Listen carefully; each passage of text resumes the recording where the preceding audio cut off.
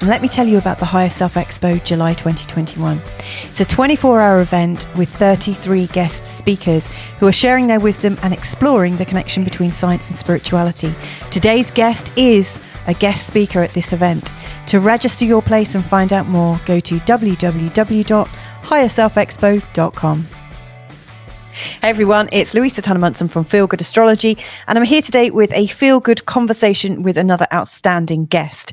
So the whole purpose of these conversations is to just kind of have a really nice vibe and help to raise our feelings, raise our consciousness, and I don't know, find ways and information that can help us live lives that feel worth living, like a joy to get out of bed, that kind of thing. And my guest today is one of these people that I think is going to kind of blow your mind or expand your mind. I think it's going to be great to have him on board.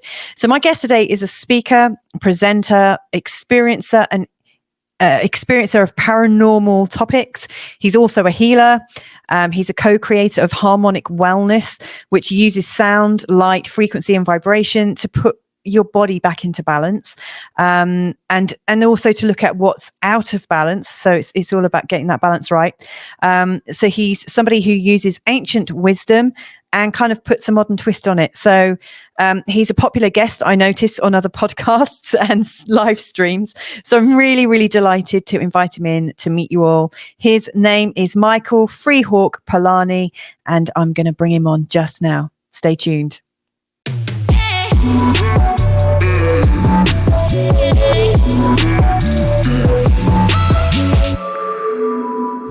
I'm delighted to introduce you to my guest today, Michael Freehawk Polani.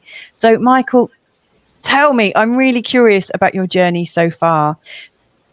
What was it that first got you into things that most people don't consider? You've got such an interesting skill set.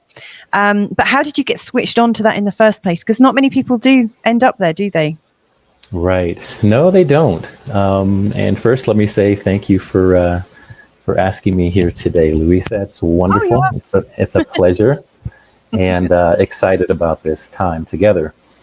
I can say really that it began in childhood. I knew very quickly that as a young child that there was a lot more than just the 3D world that we experience. There were subtle occurrences in my life that kind of prompted that awareness. For example, I'm pretty sure that I lived in a house that had maybe a little bit of a disembodied spirit in there. And I did interact with that from time to time. I did feel the energy. I could sense when there was something else in the room. But I really wasn't scared. It was more of an interaction. It was more of, if I'm laying in bed and put the covers over my head, it wasn't because I was scared. It was because, okay, I don't want to play right now. I just want to go to sleep. Yeah. So I knew there was something else. And that carried through my childhood. I can tell you, and maybe we get into it a little bit more later, but I did have an interaction of some kind when I was about 12 years old that took place in my bedroom, that there was possibly some other beings of some kind, if you will. And I later delved into that in a regression with a woman named Barbara Lamb, who specializes in that regression, and I did find some things there. So really, my whole life has been, very exciting. I think of myself as a very average individual with some extraordinary experiences, but I really embrace them. I'm not afraid of them whatsoever. And, eventually I started to talk about it to the surprise of my family, of course.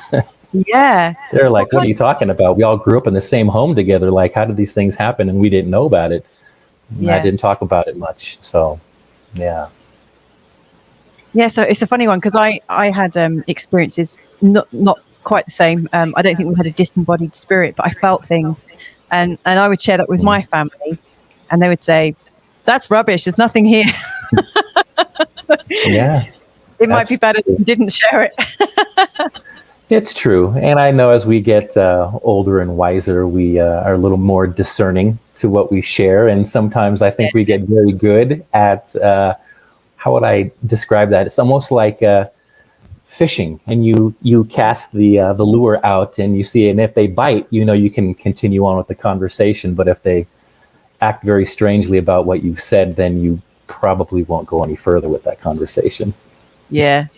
And of course, when you do that, you tend to just attract your actual tribe, don't you? So the people that you're meant to be with kind of gravitate towards you, and then everybody else kind of clears away. Is that your experience? Absolutely. Oh yeah. And still to this day, I was in a relationship for many years, and that unfortunately or fortunately came to an end about 8-9 months ago. And I can tell you that when it comes to relationship, it's kind of a deal breaker now that I have that connection with somebody, because it's very deep. It's very spiritual. It's very, it's something, like you said, you don't share with everybody. And I couldn't see myself with somebody in my life that close that I can't share these things with, because they're a part of me and my experiences and who I am. So it's very important. Yeah, understood. I totally get that. So you were an extra sensitive young boy growing up, feeling things, playing with things, hearing things, engaging, not frightened, and also had an experience with, is it fair to say, an off-planet entity? Is that one way of describing it? I would say that is fair, considering they did not and do not reside in this dimensional frequency. That's a fair description. Yes. Cool. And so, was that one of the things that brought you to corn formations and crop circles and things like that? When did you first come across a crop circle, as we call them in the UK? Yes. Ultimately, it did lead to that. But I can tell you, quickly, since you mentioned about the childhood and how did it get started, really in my early years, it was a lot of feelings, a lot of energetic impressions, sensing subtle energies. During the high school years, we get a little distracted with, everything, whether it's sports or fitting into the right group, or trying to be popular or not trying to be popular. And the high school years were a little bit on the back burner. I think the spiritual aspect of it was kind of on hold. So after high school, things started to ramp up again, and in the way of physical sightings in the sky, which I would term as craft. I would say some of the sightings I had as a young child, some of them could have been misidentifications. I was a huge sci-fi fan, had a really good imagination as well. I was the kid with the telescope. I always felt like the stars and out there was home. So I would spend a lot of time kind of nurturing that side of my brain as well. But it was mostly sightings. And then as my life kind of progressed, then I started to get a little bit more, I hesitate to say telepathy, but it was more of a knowing. For example, where I moved from, I'm currently in northern Arizona, here in the States.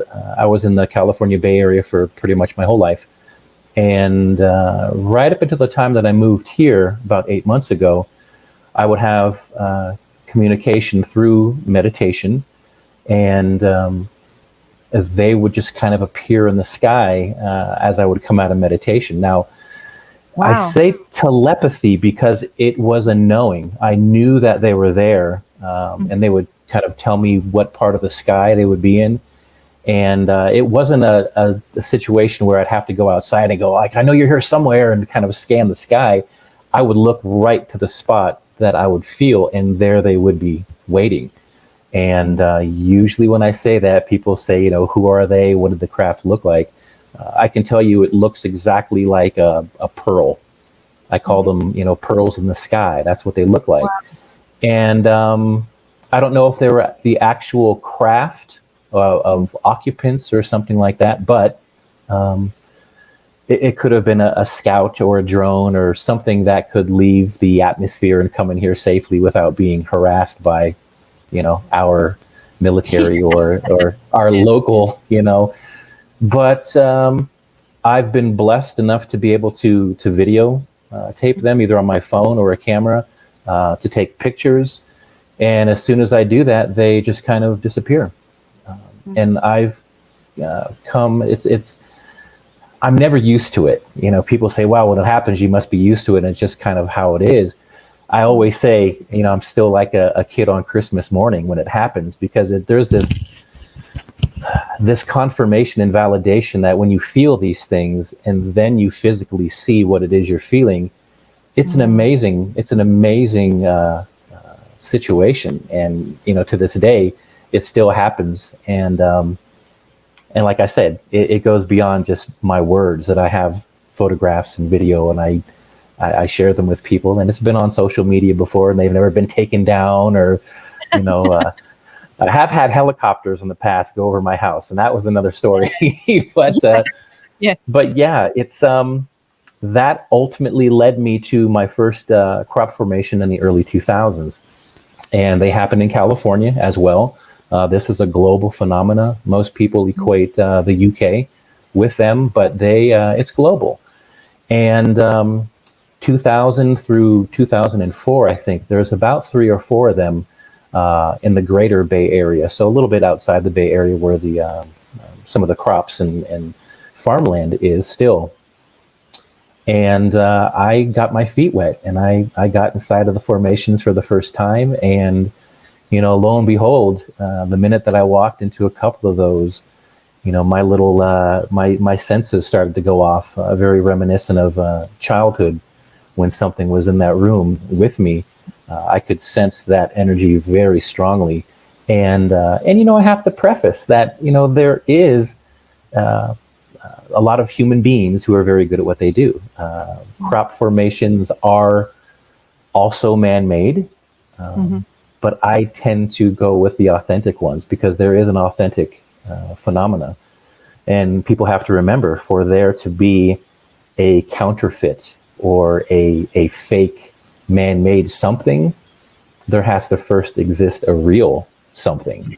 And just because you find a counterfeit $20 bill doesn't mean they're all counterfeit in the circulation. So there does reside that, and they're very different from man-made. Visually, you can't tell. But you have to go inside and really do, unfortunately, what's lacking these days is the scientific method that can show what is going on inside of those plants. So there is a real energy going on. And the big one for me was in 2007, strangely enough, here in Arizona, which most people think of as just desert. And it's not. There's different areas in Arizona.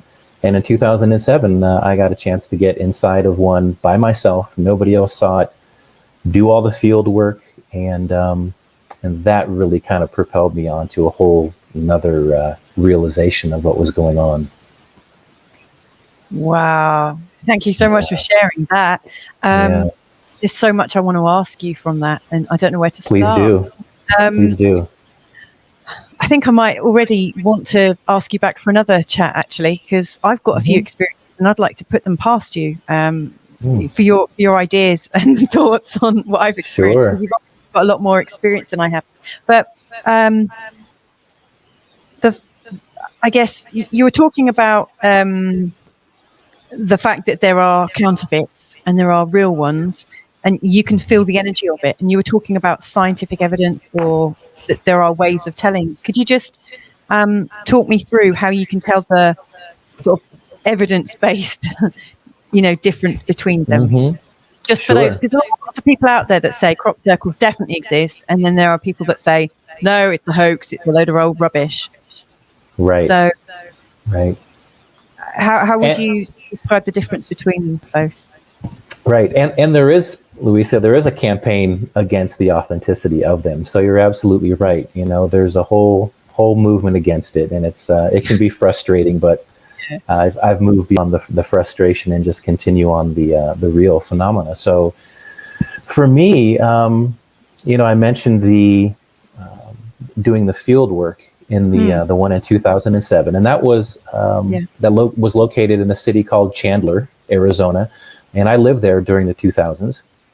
And when I went in there, my first thing was, before I got my field investigative tools, I stood on the shoulder of the road there and I looked, and I really took it all in to see if it was, an irrigation issue, if maybe some kids were joyriding in a truck and were just flattening the crop.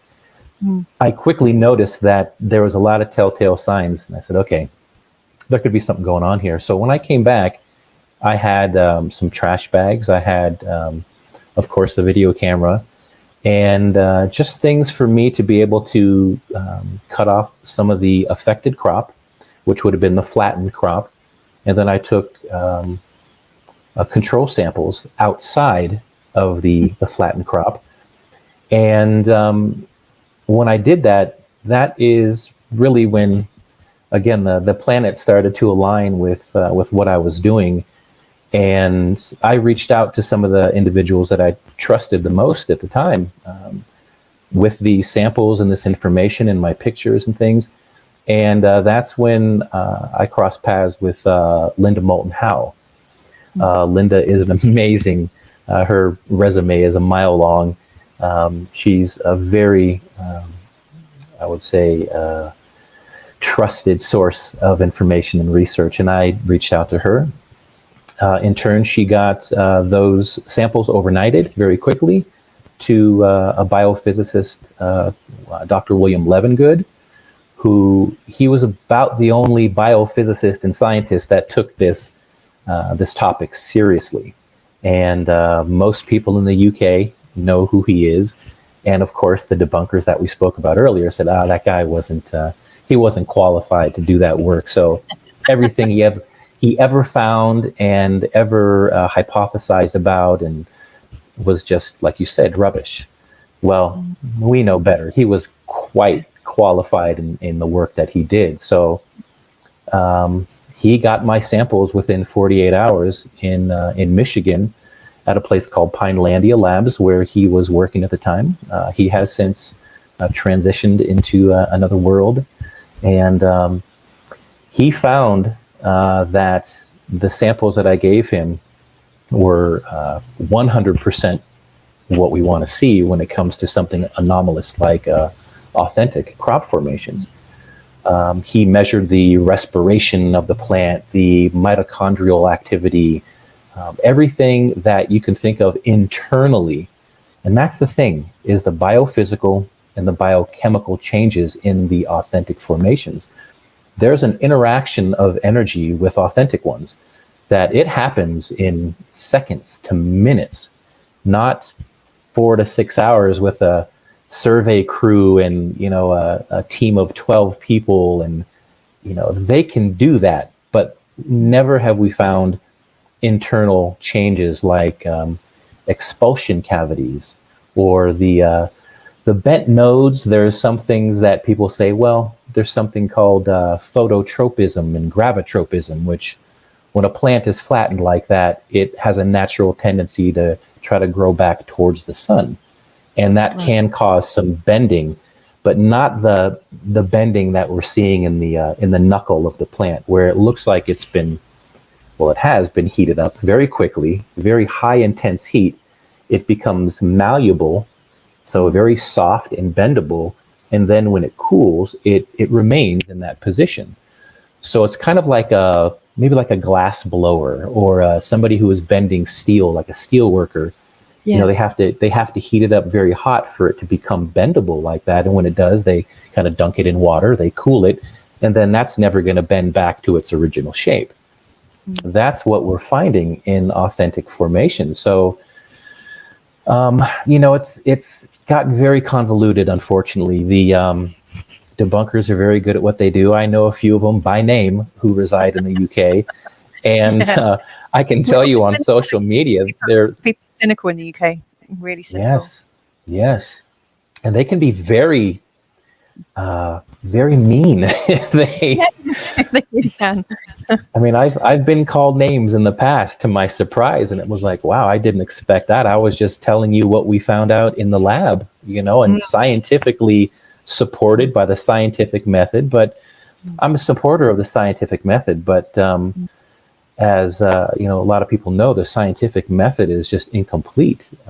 There comes a time where we reach a point where we go, scientific method can't really explain that. So we have to go beyond that, and I think that's what a lot of us have been doing in this field.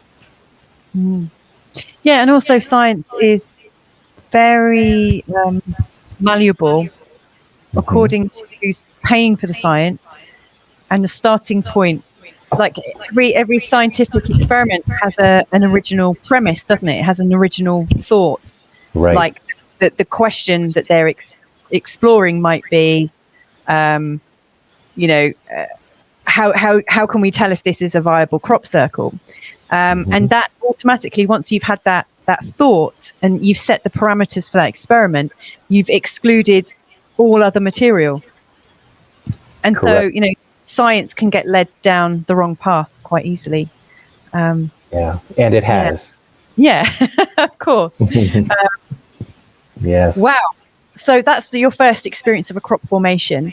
And what did you experience on a spiritual, on an energetic level? So you've expressed a little bit about the scientific journey you've been on. Right. What about your actual, sort of 5D experience of it? What happened there? Well, it's a very good question, and I can tell you, the day that happened, it took me a little while to remember something, and it really changed the complexion of what it was I was experiencing in that formation.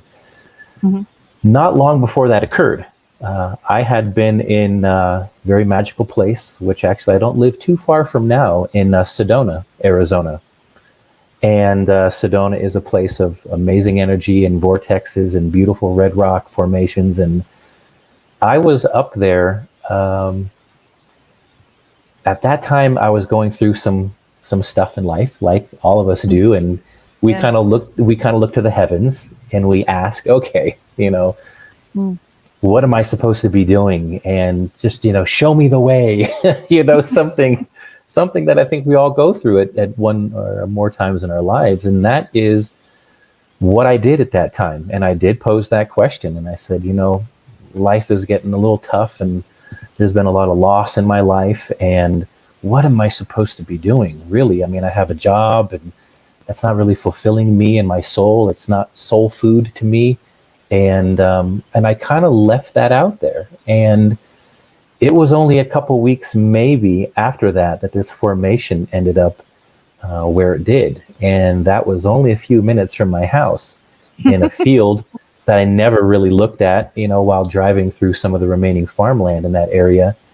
And because it was so personal, and it was kind of on the heels of that request and that petition to the universe, when I did some presentations at that time, I named my presentations in our own backyard, because that was literally in my own backyard. And scientifically, I can't prove that was a answer to my request or my question, but the correlations are very high, and I really did take that as a form of interaction and communication, in which I know to this day, through so many experiences and eyewitness reports and testimonials with this phenomena of crop formations, that it is interactive. There have been many groups that have meditated on a particular shape or a particular location, and it's been answered with that exact formation and shape, whether it's a sacred geometry shape or what have you. It appears. So my takeaway from that experience was, okay, although I had a hunch that it was like somebody could hear me, it is absolutely interactive. And there is a whole nother thing going on here that some people don't quite understand yet. And now it's a matter of actually interacting with that. And quantum physics will talk about things like that there is no space, there is no time, everything is right here and right now at all times. And anybody who is familiar with remote viewing, they know the premise of that study, if you will, about remote viewing, that we can see things on the other side of the world from the comfort of our own family room or our couch if we deep dive into that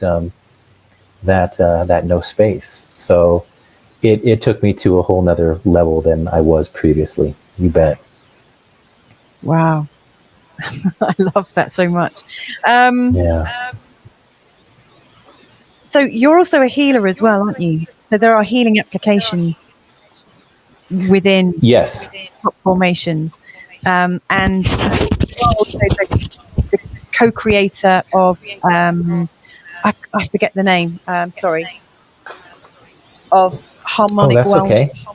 So that's I've got my It's important I get it right. So you use sound and light and vibration and frequency in the work that you've been doing, and you work with clients and things. Did your crop formation work lead you there, or did you already have your feet in the sort of the land of vibration already? How did you step from crop formation to healing? Well, what was interesting, Louisa, is that at the time, and I was, again, we'll go back, I was in relationship for many years, and at that time, we both were really looking for something to follow our passion and our heart. And this world is going through many changes right now, especially the past year. But about 2 years ago, we just said, we've given all we have to give to our 9-to-5 jobs and our mainstream jobs, and really start to follow that. And really, it was a co-creation between me and my partner at the time. She was looking to do something different, and I knew I was ready. I just didn't know how to apply and what direction to go in. She was a energy healer as well.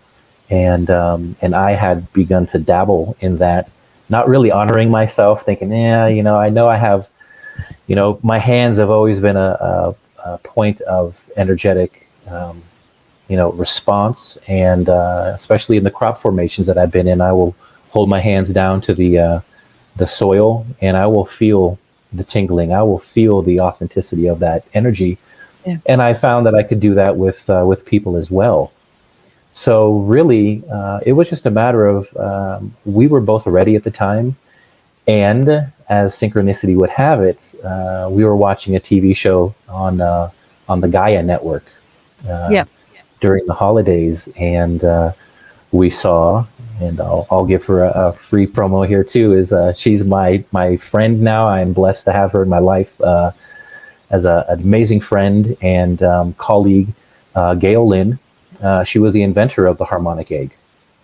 And that is where the Harmonic Egg came from. And it came at a time where, like I said, we were both looking for something. And not long after that, we had one. And Harmonic Wellness was formed. And for anybody who is interested in just the Harmonic Egg itself, because it is, I think it's starting to get into other countries now.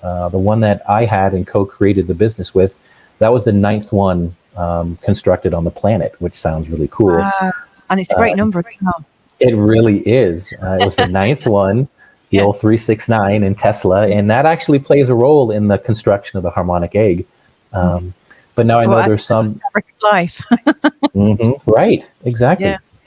I know there's eggs now in Canada and the UK. I think maybe South America and Peru. There's one that's going in. So it was just all very serendipitous, as they say, and everything just came full circle very quickly and manifested that very fast. Now the I won't say the downside to that is when you say co-create, that's kind of exactly what my place in that was, because that business was created. It's still going on, and if anybody would like to look at that website, it is harmonicwellness.net, or you can go see Gail's website at harmonicegg.com, and you can really see what this is based on: is sound, energy, vibration, frequency, chromotherapy, which is the color, and that really just kind of took off, and then the pandemic came into the picture, and it changed things with clientele, and then a lot of things began to change. And not to go into that whole story, but Harmonic Wellness is still in the Bay Area in California, and I am in Northern Arizona right now. So I am on a separate kind of a solo path right now, and creating and kind of recreating more energy work here. So, we had spoke previously, Louisa, and I right now have just a regular 9-to-5 job, and I'm currently in the works of getting more clientele to do energy work. So I have, you could see if I swing this camera around, I have my energy table, or my massage table, which is used for energy work, and the crystal bowls and the shamanic drums and things like that. So that is being built up again. But I can tell you things are going very quickly. I was just contacted by somebody in Sedona just yesterday for me to come up there and discuss some projects that we can work on together. So the energy is moving. Everything is always in divine order, no matter how it looks. And I've learned to surrender and have faith and trust in that process. Yeah, I totally hear you there. I've had some very big break in my career where things should have worked out, and then all of a sudden didn't. And it's not until the hindsight comes in as to why you've been broken from it. And in my experience, it's always been to put me on a different path, and that path has already been almost just waiting for me, and it just wasn't the right time. And then all of a sudden, boom, you're in. I found that with locations as well, and that's something I wanted to talk to you about. When you were talking about crop circles as like holding a certain kind of resonance or vibration, it's true for lots of different places on the planet. So, for instance, I remember when I was in England, there was some kind of image. I can't remember what it was now. Maybe a man like carved into the hill, and couples who were childless, they would go and have fun on it because it allegedly guaranteed conception. So there are vortex of energy all over the place. Have you found that obviously life has moved you to different places? I find that since I've been, with my husband, we get moved to a different location, and there's always something significant going on energetically there. And so I guess it's not really a question. I kind of want to reflect on the fact that maybe you've been pulled to where you're going because you're co-creating with the energy of that place, and something is going to reveal itself. Is that how your life goes? I would agree with that. I would agree with that. And I would also agree that, I would say the last, about as long as I've been here in Northern Arizona, I've done about 8 or 9 months of shamanic work as well. And it's really showed me the, how would I describe that? Going through grief and loss and really doing that the right way, to where it turns into your greatest gift, to yourself and the people that you assist. Everything is such a learning experience, and putting that in the right frame of mind takes it out of this adversarial mindset and more of a co-creative mindset. So why I say that is what you touched upon is I do believe, whether it's relationship, whether it's moving somewhere, it's jobs, it's whatever it is, we are most likely being divinely guided out of that vibrational frequency into the other one that we are most resonating with. So it's a form of entrainment is what I've seen. And it's no different than energy healing. It's, in a chaotic world, we have a very hard time finding that quiet space. And we can't heal in that chaotic vibration.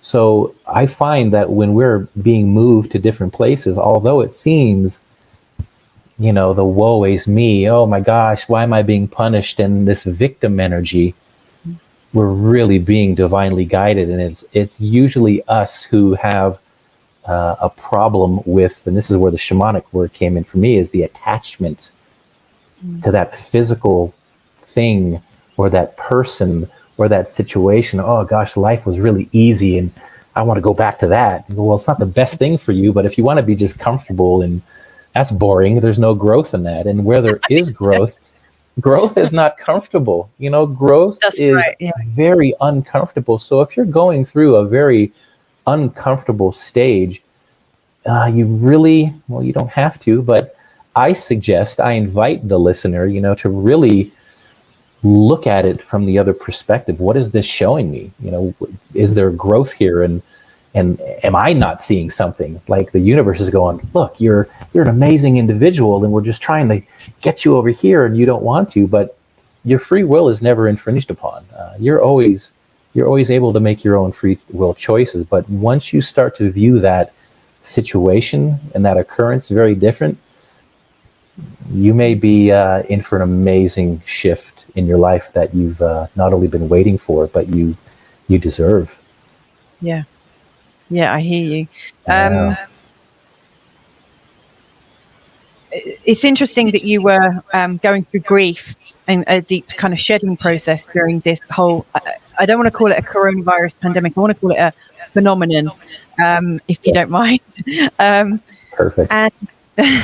And one thing I've noticed, in particular with my empath friends, is that a lot of them have been processing not just their own grief, but it's like they've been taking one for the team.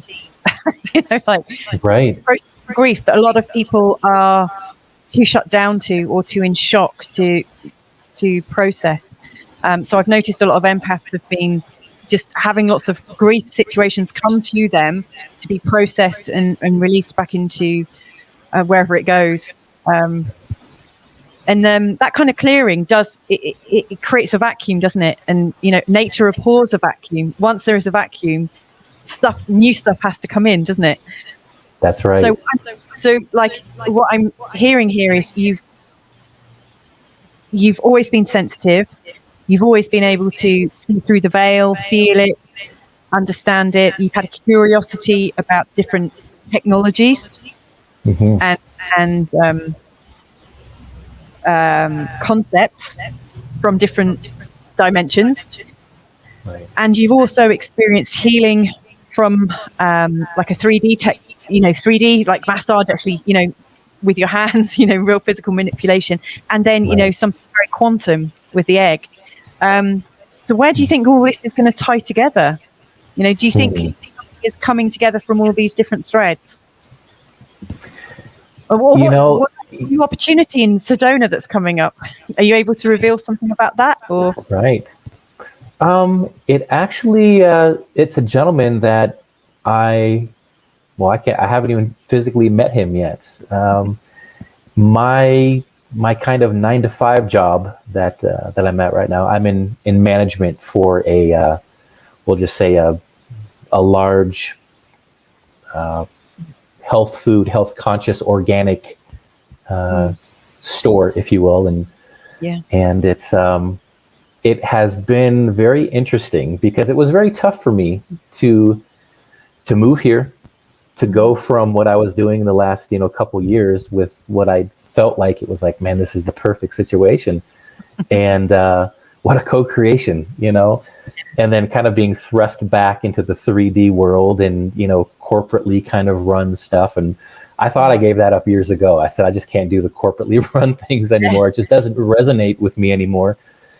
And that itself, that was a lesson, me finding my grounding and really giving me a chance to kind of, the minute that you feel like you're a master of something or you have this mastery, the universe is going to put you in that situation to test you and see if you really are what you think you are. And what's very interesting is I quickly learned and found out and realized that the higher consciousness customers that come into that location, we were talking very quickly. You know, they would pass up the other employees that they've known for years, and here I am, this guy who just started working here, and we're talking about, again, quantum physics and maybe a pendant that this gentleman was wearing. I'm like, wow, I know what that is. I have one of those, and it spawns this amazing conversation.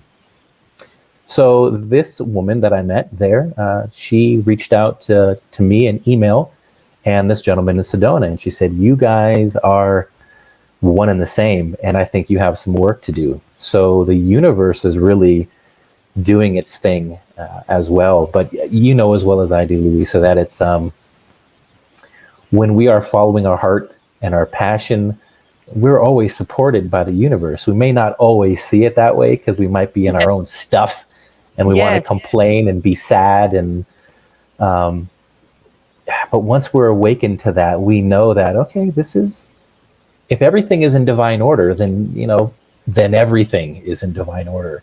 And that is what I'm seeing now. So that's a great question and observation, because it's exactly how I feel, that I'm kind of walking through this waking dream that we call life right now. And everything is happening as it should, from the individuals that I meet to these emails that I get now. And it is leading to something bigger than what is happening right now. And isn't this the perfect time for that to happen? Because I think this world needs it. The people are looking for something, and like you said earlier, I don't feel sorry for people. I am, is a better way to describe that? I want to remind a lot of individuals that you just don't wake up in a world that is peaceful and blissful, and we all we all wish for world peace. It's a great, well-intentioned thing, but it's raw and it's ugly and it's uncomfortable. And the grief that we spoke about a moment ago, we really haven't even reached that point yet, because I think a lot of truth is going to come from the events that we're seeing in this world right now. Yeah. And when some of that truth is revealed, a lot of people are just not going to know how to deal with that. And some won't deal with that. I know a lot of people are already leaving this planet at an alarming rate. And they're just not able to deal with that. And again, that's their free will as well. But for the majority of us, we want to go through that healing process. We want to go through that grief in a way that it is supportive of everything else, our life path. And it's going to take a lot of work. But I think that that's what we're here doing. And I think that's what we're here talking about. The Higher Self Expo that's coming up in July is what that's about. And it's really a special time in lieu of all the craziness. There's always the opposite side. You leave it to mainstream, everything is already done and over with. It's just never going to be better. It's just always going to be fear, fear, fear. But I think we know better. That's their job to spread that, but we have a lot of healing to spread on our end. I hear you. I love that so much. You mentioned the Higher Self Expo, so it's time for me to crack out the important question. So there's the Higher Self Expo on the 17th and 18th of July of this year. It's a 24-hour event with 33 guest speakers, and you're one of them. And this theme is science versus spirituality, or when science meets spirituality. So can you tell us a bit about what you're going to be presenting, please? Absolutely. It's going to focus more on, it does involve the crop formations and the healing aspect of that. So when I was asked to take part in this expo, it was kind of a no-brainer. It was like, this is everything that I'm in the middle of right now. And for it to be asked at that moment, it was, I kind of laughed, because I said, okay, this is what we're going to talk about. And it's going to touch upon the healing aspect of formations. And it doesn't always it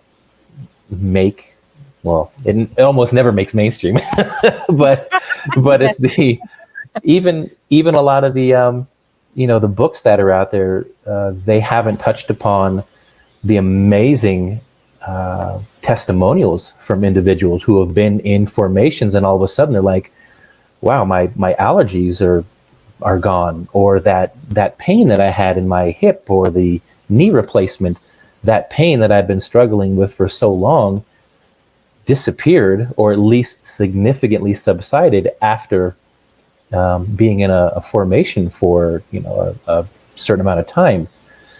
And there is science involved in that, and there is spirituality. For example, I'll just give you a quick hint of what something like that looks like. Is we're noticing in we, meaning some of the researchers, and some of those are my mentors and people that I respect over the years, like a woman named Lucy Pringle in the UK. Lucy has done some amazing research. A gentleman named Freddie Silva has done some amazing research. And what we see is there's different measurable energies in these authentic formations. The different hertz, the delta, theta, gamma, beta, they all resonate at different hertz, and the human body responds differently to those. Yeah.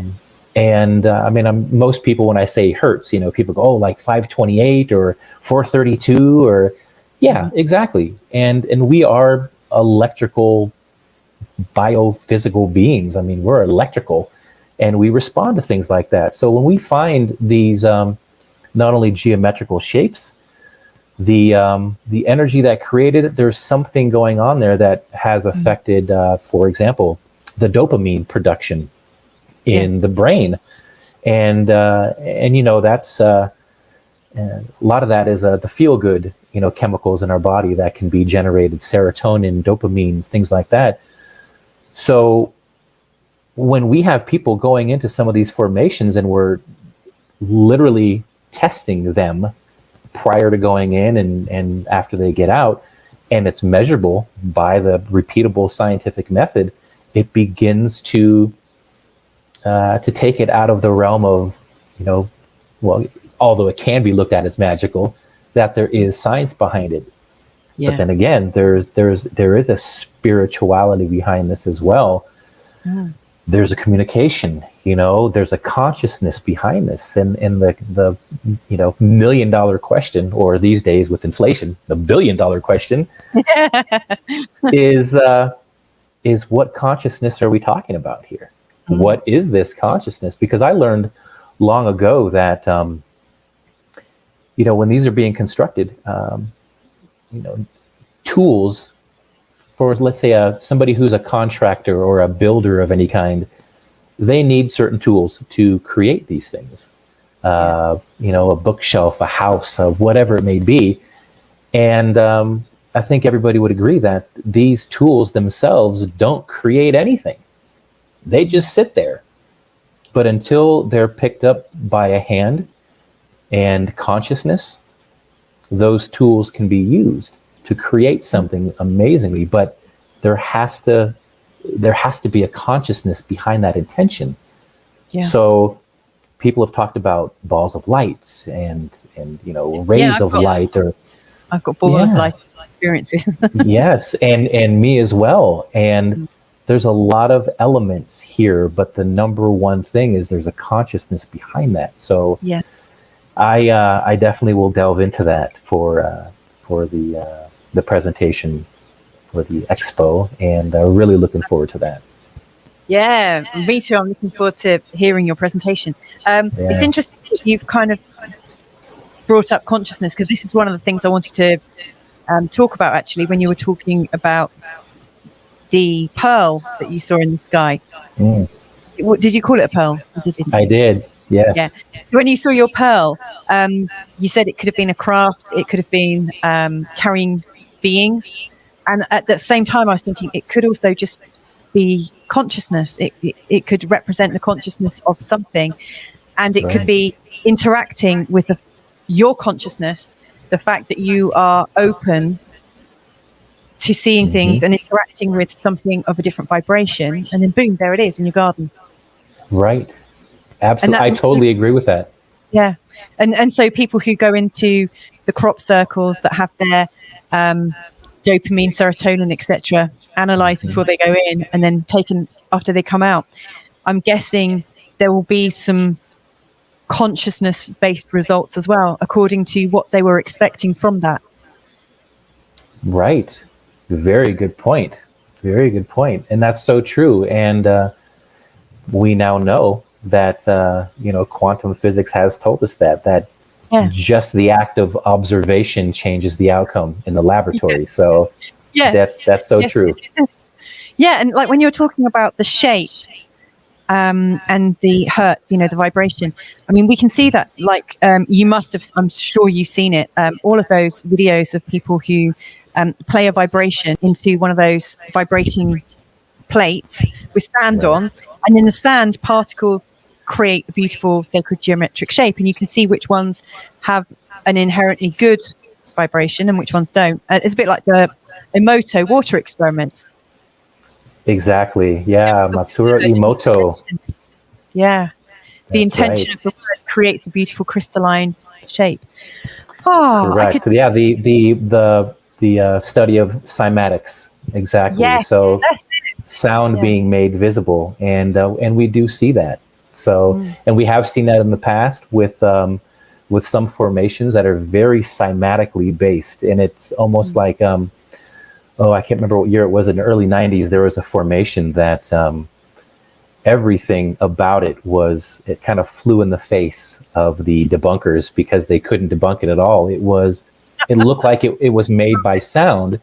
And I know Freddie Silva spoke about that one too, because it had such an amazing connection to sound that everything in this formation, it was a cymatic formation and shape, that everything was bent in the crop, like I think 6 inches from the soil, which is rare. So there was something that came in there very quickly, and usually it's of the microwave range that we find that heats up the moisture in the stalk, and then because that water is brought to a boiling point, essentially it has to escape somewhere. So that's where we see the expulsion cavities, the little holes blown out the side of the node. And that's what happens with this energy. So it's heating up internally, it's boiling that water. And that is the kind of stuff that I mentioned earlier that cannot be done by, guys coming out of the pub late at night with no light whatsoever and some boards and planks and chains and tanked up on beer. Yeah. Yes. It's a bit like how modern man made pyramids, right? Right. It was just made by slave labor. Yeah, nothing else. Sure. Yet we can't do that today still. Yeah, exactly. So, I mean, I could talk all night with you and listen to your experiences, because I mean, you're just fantastic to listen to, and I love the way you're communicating about it as well. It's so clear. It's really beautiful. If someone's listening in right now and thinking, man, I have got to work with Michael, either for healing or for exploration or something like that, what's the best way that they can contact you? How would you like them to approach you? Sure. Well, as much as I am looking for an alternative soon to social media, it is a platform right now. So any social media platform, Facebook, Michael Freehawk. You can do Michael Freehawk Polani, but when you bring up Michael Freehawk, it'll come up. I think there's only one of me. Yes, I did see that. Good. Instagram as well. Also on Telegram. Also, I find that's a useful platform for communication of all kinds as well. So definitely, that's how I am most of the time. In fact, Telegram's really great, isn't it? Good. It is. So those are really the main 3 that people can get in contact with me. Fantastic. Yeah. So I always like to leave these feel-good conversations with something that the audience can take away, something that might help them in their life. If you were to leave them with just one thought today that could change their perspective, shift them somehow, what would that be? That's a good one. I would probably say that, going back to what we spoke about earlier, that everything, no matter how it looks, everything is always in divine order. And there is an absolute lesson in everything that's occurring with us. The main thing is really trying to transmute that situation into something that is beneficial. And I have to, fall back on the work that I've done the last 8 months with the shamanic work, is that it's really about harvesting the medicine. And the medicine can be defined as the things in this life that have hurt us the most. And usually when you say that, people go, well, how can I enjoy or bless something that's hurt me so much? I just can't find it in me to do that. Well, I invite you to try and do that, because that's who we are. And that medicine can be turned into the most amazing gifts that we have for ourselves, and to assist others on their path as well. And just know that, the reminder is that we are already absolutely whole in this body, in this existence. And as you've heard many times, rather than learning so many new things, we're really just remembering, and just have that honoring of yourself, because I don't think we honor ourselves that much, because we think it's selfish, or we want to be in service to others, so I can't spend time on myself. Well, we're no good to other people if we're not taking care of ourselves first. So remember your divinity, transmute the greatest hurts and pains in your life into the greatest gift, and harvest that medicine and share it with the world, because it's a world really in need right now for your gifts. I love that answer. Yeah. Bless you. Thank you so much for sharing that. My pleasure, Louisa. Thank you so much for having me here. It's been an amazing, amazing time. Thank you. Will you come back soon? Absolutely. Just say the word. Excellent. I'll have you on another time. That'd be excellent. I would love that. Thank you so much. Thank you to everybody that's been watching today or listening. If you want more of this, then I suggest you connect with Michael, so that you can hear about all his updates. And feel free to subscribe to my channel and to share far and wide. We're okay with that, aren't we? Yes, absolutely. So wherever you are in the world right now, thank you. God bless. Take care, and see you soon. Wow. So if you enjoyed that, which I'm sure you did, because I absolutely enjoyed that, and I really felt the purity in Michael's message right at the end. He was really talking from the heart. It was beautiful. So yeah, absolutely. Subscribe to my channel, check out Michael's work, and stay in touch. I'm sure we're going to be having him on again. So, if there's any questions, anything you'd like to ask him, anything that you've experienced and you want to share, feel free to do that. This is an open channel. Let's get this working for everybody. But anyway, thanks again for your continued support. Lots of love. Bye for now. Mwah. If you've enjoyed this conversation, then why not support today's guest at the Higher Self Expo in July 2021. The Higher Self Expo is a worldwide 24-hour event with 33 guest speakers who are all sharing their wisdom and exploring the connection between science and spirituality. To register your place and find out more, go to www.higherselfexpo.com.